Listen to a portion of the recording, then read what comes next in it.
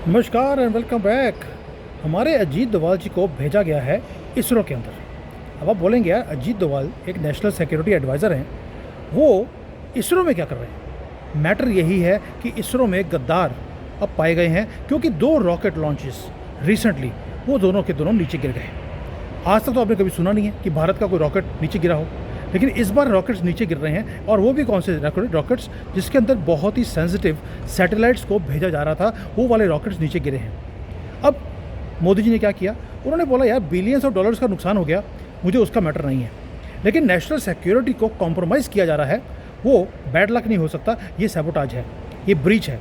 और आपको मालूम है जो PSLV हमारा भारत का अनटचेबल क्राउन ज्यूल था स्पेस के अंदर, नासा हमारे ऊपर ट्रस्ट करती है, UK हमें ट्रस्ट करता है, उनकी जो सैटेलाइट्स हैं वो भी हम लॉन्च करते हैं।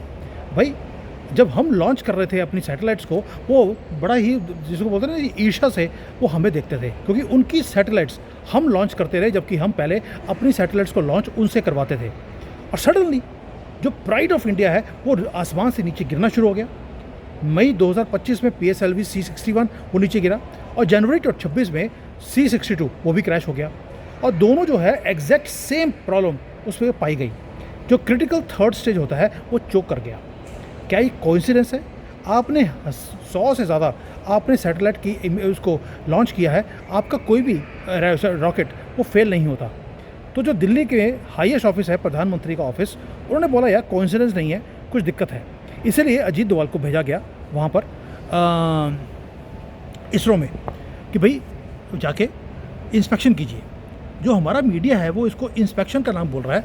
आप सोच के देखिए, अजीत डोभाल इंस्पेक्शन करने के लिए वहाँ जाएंगे, वो कोई क्लर्क है?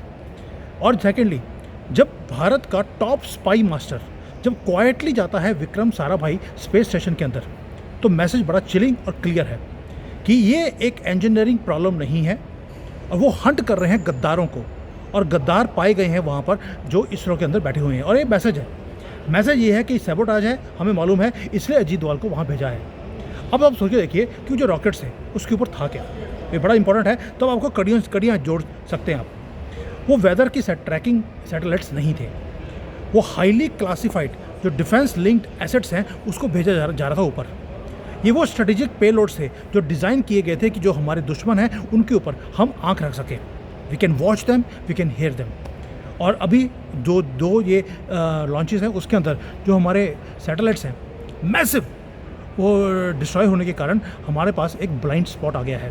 नेशनल सिक्योरिटी थ्रेट वो हमारे लिए बन गया।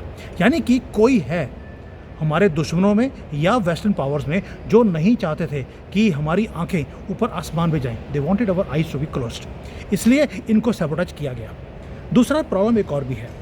मोदी जी ने बोला था कि मैं यहाँ पर जितने भी कांग्रेस के बिठाए हुए गद्दार हैं किसी भी डिपार्टमेंट में, उनको चुन चुन कर मैं स्वच्छ भारत अभियान करूँगा। और इसरो में उन्होंने बोल दिया कि इसरो अकेला दादा नहीं रहेगा, हम प्राइवेट सेक्टर की भी एंटर वहाँ पे करवाने वाले हैं। बस आपने एक गद्दारों को पकड़ के बाहर निकालने की बात बोली, दूसरा प्राइवेट सेक्टर को बीच में एंटर करवाने की बात बोली, हमारी सैटेलाइट्स ने नीचे गिरना शुरू हो गया। आपको लगता है मोदी जी ऐसे ही जाने देंगे इस चीज़ को? नहीं हो सकता। यानी कि इसरो का जो वो एरा था ऑपरेट करने का भी, और कोई एंटर नहीं करेगा, इसरो है हमारी सेक्रेड काउ है, वो टाइम अब ख़त्म हो गया। मोदी जी छोड़ने वाले नहीं हैं। और जो ये इंटरनल फेलियर्स हैं, इसकी जो कमिटीज़ बनाई जाती हैं उनको भी साइडलाइन किया जा रहा है। अजीत डोभाल वहाँ पर इसलिए पहुँचे हैं। दोस्तों, जो एक्सटर्नल एक स्ट्राइक टीम होती है उनको बुला लिया गया है। दो बहुत ही सीनियर जो प्रोफेसर्स हैं, विजय राघवन और सोमनाथ जी, उनको बुलाया गया है। ये हैवी वेट्स हैं जो जाकर पूरे सिस्टम की ट्रांसपेरेंसी को चेक करेंगे। जहाँ पर जो एक्सक्यूजेस क्रिएट किए गए उनको चेक किया जाएगा और गद्दारों को पकड़ के बाहर निकाला जाएगा। पहले जो देश से प्यार करने वाले साइंटिस्ट होते थे, कांग्रेस उनको मरवाती थी या जेल करवाती थी और उनके डंडे मरवाती थी। अब गद्दार जो कांग्रेस के बिठाए हुए हैं उनको पकड़ के बाहर निकाला जाएगा। अजीत डोभाल ऐसे गए हैं वहाँ पर। नाउ प्राइम मिनिस्टर की तरफ से जो डायरेक्शंस हैं वो बड़ी क्लियर हैं। Clean the system. जो एंटी नेशनल एलिमेंट्स जो हाइड कर रहे हैं हमारी लेबोरेटरीज के अंदर, जो देश के दुश्मनों से हाथ जोड़ रहे हैं, हमारे सीक्रेट्स को बाहर जाने दे रहे हैं और हमारी सैटेलाइट्स को लॉन्च करने से पहले, ऊपर पहुंचने से पहले डिस्ट्रॉय कर रहे हैं, इनको पकड़ के बाहर निकालो। और अजीत डोभाल जहाँ पहुँच गए वहाँ पे काम होगा ही होगा। यानी कि कोई नेटवर्क है जो हमारे सिस्टम के अंदर डीपली, हमारी इंस्टीट्यूशंस के अंदर वो पहुँच चुका है। ये वो लेगेसी गद्दार हैं, इनसाइडर्स हैं जो काम कर रहे हैं। दुश्मनों के लिए। ये बीजेपी के बैठाए हुए लोग नहीं हो सकते। और गद्दार हमारे देश में कितने हैं वो मुझे बताने की ज़रूरत नहीं है, पिछले 1000 सालों की हमारी हिस्ट्री है। तो मोदी गवर्नमेंट ने अब नेटवर्क को टीयर अप करने के लिए क्या किया है? पहली बात यह है कि जो ये रॉकेट की जो प्रॉब्लम आ रही है, नोज़ल है जो हमेशा फेल होता है, उसको फिक्स करने के लिए हमने बोल दिया कि बेटा फिक्स हो, अगला लॉन्च अब देखेंगे वो फेल नहीं होगा। दूसरा हमने एक और चीज़ की है, जो सप्लाई चेन है उसको भी चेक करना शुरू कर दिया कि वो कहाँ से आ रहा है, उसको सिक्योर करने की बातें हमने शुरू कर दी। प्राइवेट सेक्टर की एंट्री इसमें आने लगी है और जो ह्यूमन ओवरसाइट है उसको भी अजीत डोभाल जी उसको फिक्स कर रहे हैं। यानी कि हर चीज़ जहाँ पे लीक हो रही है, हर लीक को वो फिक्स किया जा रहा है। दोस्तों, मॉडर्न वॉरफेयर में जो बैटल है वो आपके धरती पे शुरू नहीं होता, वो स्पेस से शुरू होता है। आपको मालूम है, आपको किसी कंट्री को अगर बॉम्ब करना है, आपको पहले चाहिए कि सैटेलाइट्स से आपको इन्फॉर्मेशन आए। और जैसे हमने पाकिस्तान की बर्बादी देखी ऑपरेशन सिंदूर में, उसमें सबसे पहले हमने उनको ब्लाइंड किया। उनका जितना भी डाटा था उसको हमने वो करके उल्टा सीधा करके उनके पास इन्फॉर्मेशन भेजी। हमारा राफेल जा रहा था रावलपिंडी की तरफ, उनको दिखता था कि हम अभी हिमालय में हम घूम रहे हैं। ये है हाइब्रिड वॉरफेयर। और इसके लिए जो हमारा दुश्मन है, अगर हम दुश्मन को बर्बाद कर रहे हैं तो हमारे जो दुश्मन है वो हमें बर्बाद करने के लिए लगे हैं। लेकिन जो सफाई है भारत के अंदर वो ज़रूरी है। अजीत डोभाल जी ऐसे ही नहीं गए हैं। और आपको मालूम है, जो स्पेस टेक्नोलॉजी है ये बहुत कॉम्प्लेक्स सिस्टम है। यहाँ पर सिर्फ एक्सेलेंस वो चल सकती है। 99.9% जो है वो भी सक्सेस नहीं है, आपको 101% सक्सेस रेट चाहिए।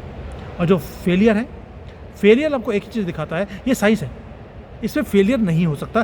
फेलियर आता है नेग्लिजेंस से या गद्दारी से। और अगर गद्दारी है तो ये थ्रेट है हमारे नेशनल सिक्योरिटी के लिए, और इन लोगों को न्यूट्रलाइज किया जाएगा।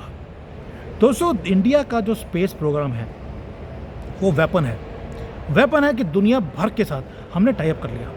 बट इसको अगर मैसअप करने की कोशिश की जा रही है हमारे देश के अंदर से और देश के बाहर से, तो रूथलेसली इसका अब निपटारा होगा। नहीं तो मोदी जी अजीत डोभाल को भेज दें इतनी जल्दी, ये हो नहीं सकता। हमारे पास कंफर्म्ड इन्फॉर्मेशन है कि गद्दार हमारे सिस्टम के अंदर बैठे हैं, और अजीत डोभाल जी के जाने के बाद उन सबको नोटिस भेज दिया गया है कि बेटा तुम्हारा अंत अब निश्चित है। दोस्तों, ये बहुत छोटा सा वीडियो बना रहा हूँ बिकॉज अभी मैं बस फ्लाइट लेने वाला हूँ। मैं एयरपोर्ट पे हूँ शंजन में। मेरी डायरेक्ट फ़्लाइट है, 9.5 घंटे की फ़्लाइट है, एंड मैं सोता हुआ जाऊँगा। But just wanted to make a quick video, क्योंकि ये नेशनल सिक्योरिटी का मामला था। और अजीत डोभाल जी को जब भेजा है तो वो कुछ करके आएंगे, वो छोड़ने वाले नहीं हैं। और अब इसकी जो न्यूज़ है कि किसको पकड़ा क्या किया, ये न्यूज़ भी बाहर नहीं आएगी। बट आपको अगले लॉन्चेस वो सक्सेसफुली जाते हुए दिखाई देंगे, and that is what I am waiting for. Thank you. जय हिंद।